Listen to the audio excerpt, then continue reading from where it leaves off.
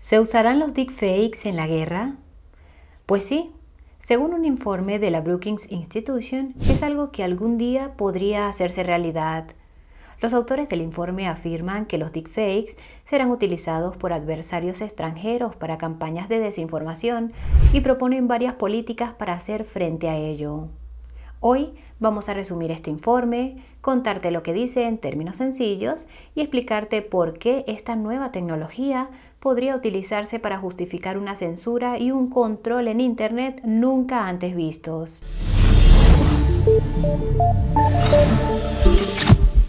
El informe se titula, citamos, Los deepfakes y los conflictos internacionales. Dejaremos un enlace en la descripción por si te interesa leerlo entero y reiteramos que la Brookings Institution es realmente influyente, así que su contenido no debe tomarse a la ligera. El informe comienza con una introducción en la que se habla del uso de los deepfakes tras la invasión rusa de Ucrania.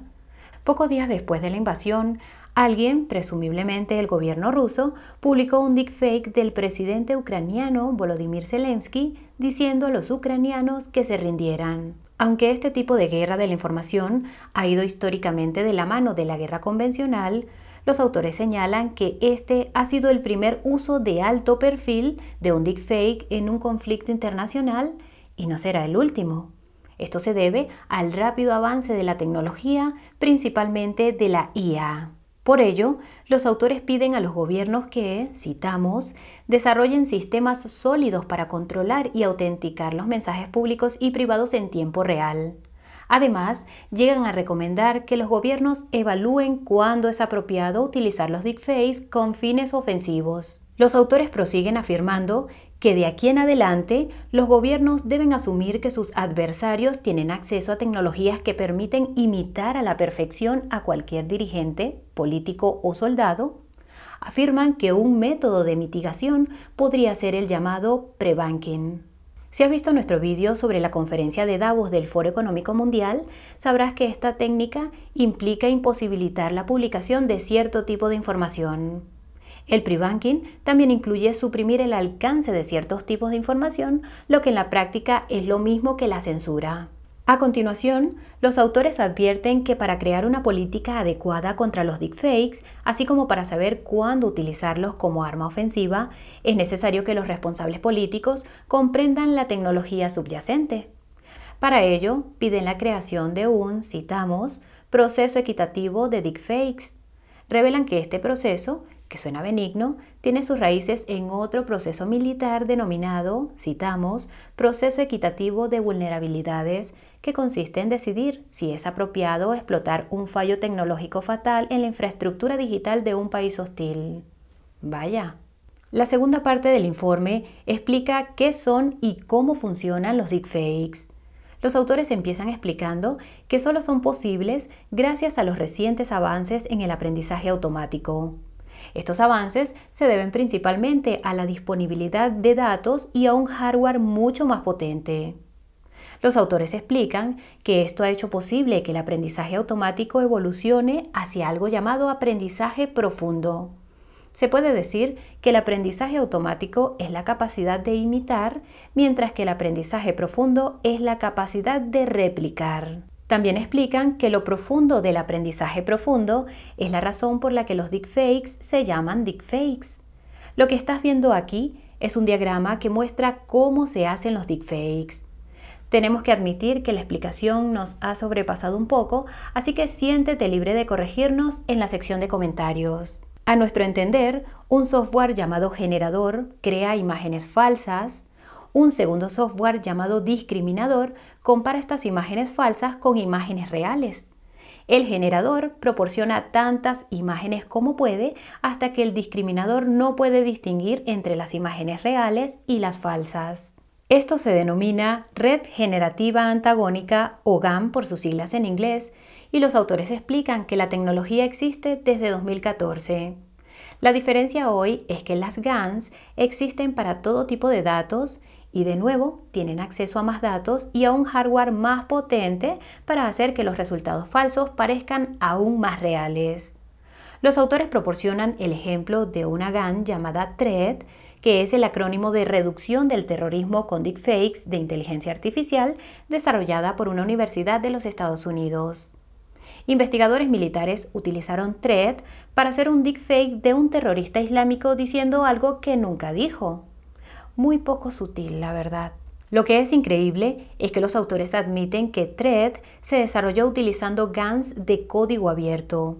Advierten que cualquiera con mucha experiencia en aprendizaje automático, muchos datos y unos $10.000 de potente hardware informático puede crear un deepfake realista utilizando Thread y otras GANs. Lo que también es increíble es que los autores admiten que los deepfakes han evolucionado hasta el punto de que son casi imposibles de detectar para una persona normal. Esto ha dado lugar a la creación de tecnologías de detección de deepfakes que buscan incoherencias en las expresiones faciales, los movimientos oculares y otras características.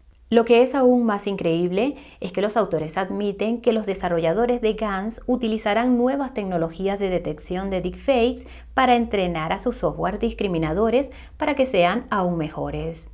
Esto da lugar a lo que el autor denomina un, citamos, juego del gato y el ratón, similar al de la detección de malware, en el que éste evoluciona con el tiempo. En cualquier caso, la tercera parte del informe habla de los usos potenciales de los deepfakes en los conflictos internacionales.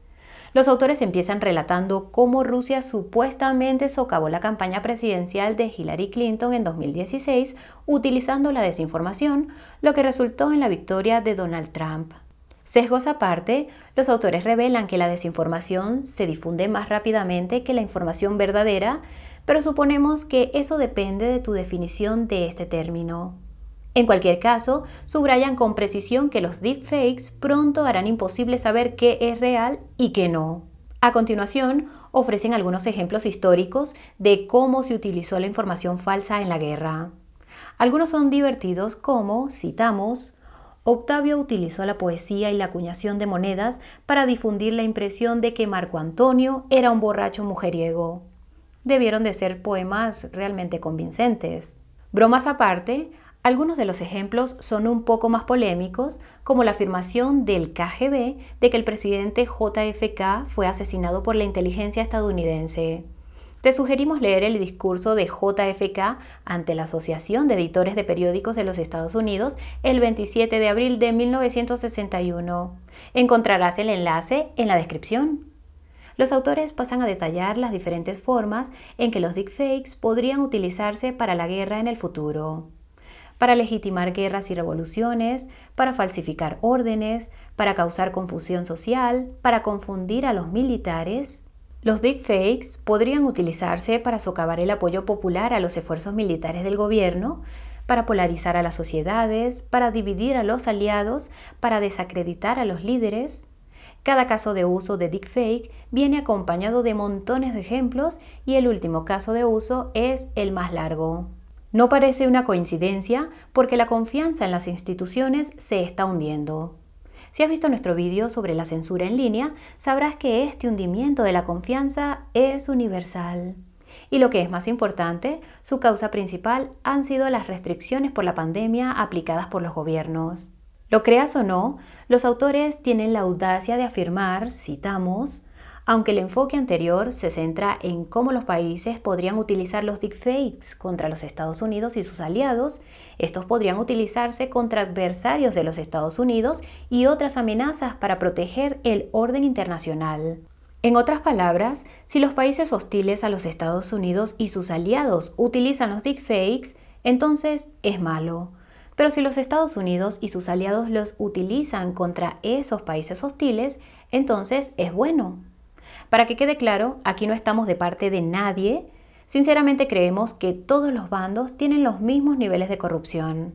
En cualquier caso, los autores reconocen que los deepfakes no siempre funcionan e incluso cuando lo hacen serán bastante fáciles de desacreditar para los gobiernos. Los autores añaden que a medida que aumente la conciencia pública al respecto, habrá una especie de escepticismo de base sobre la información que se muestra en línea. Obviamente, esto crea otro problema, y es que el ciudadano de a pie también puede volverse escéptico ante la información oficial como consecuencia de ello.